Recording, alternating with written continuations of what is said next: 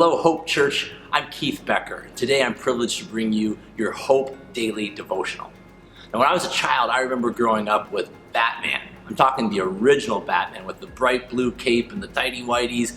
But who did Adam West, who starred as Batman, get paired with? Of course, Robin. They were the dynamic duo, best friends fighting the bad guys together. I also would veer off and watch Lone Ranger and Tonto, and it seems like all of those original cartoons and TV shows I watched, there was a team, a dynamic team working together, a best friend working together. I think about modern days and who are some of the people we see in TV shows today, and we think about there's best friends like the TV show Friends.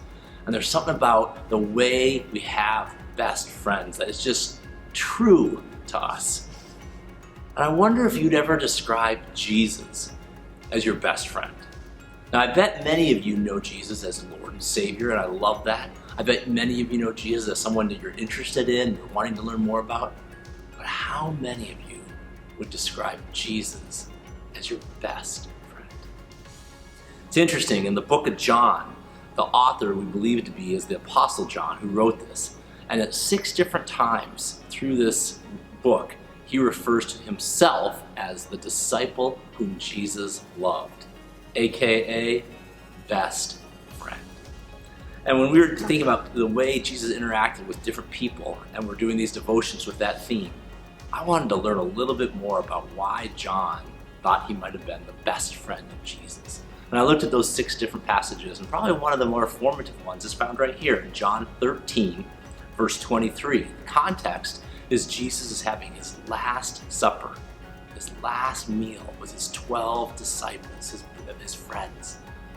And as you know, it mattered in those days who you kind of sat next to. And in this particular instance, John got to sit right next to Jesus. And it says in verse 23, it says, after saying these things, as he had been teaching at the Last Supper, Jesus was troubled. And he says, truly, truly, I say to you, one of you are going to betray me. The disciples looked at each other, uncertain of whom he spoke. And one of his disciples, whom Jesus loved, was reclining at the table at Jesus' side. Some versions even say he was resting in Jesus' chest. And you got to remember how they would sit. They didn't sit in chairs. They sat on the floor, being natural to recline. And it would be potentially okay even to lean your head back and to rest. But John felt that level of comfort and friendship and depth of brotherhood to lean his head against Jesus' chest.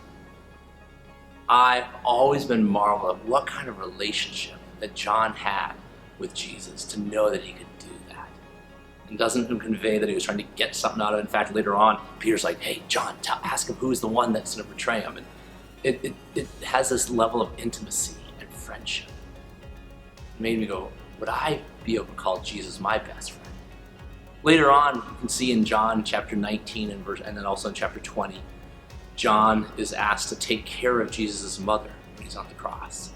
And John's one of the first ones to show up at the tomb after he hears that Jesus has risen from the dead. And in fact, he is the very first. He beats Peter on a running race. But these characteristics of John, and every one of these times John refers to himself as the disciple Jesus loved. And I just want you to think about these verses today. Are you in a relationship with Jesus?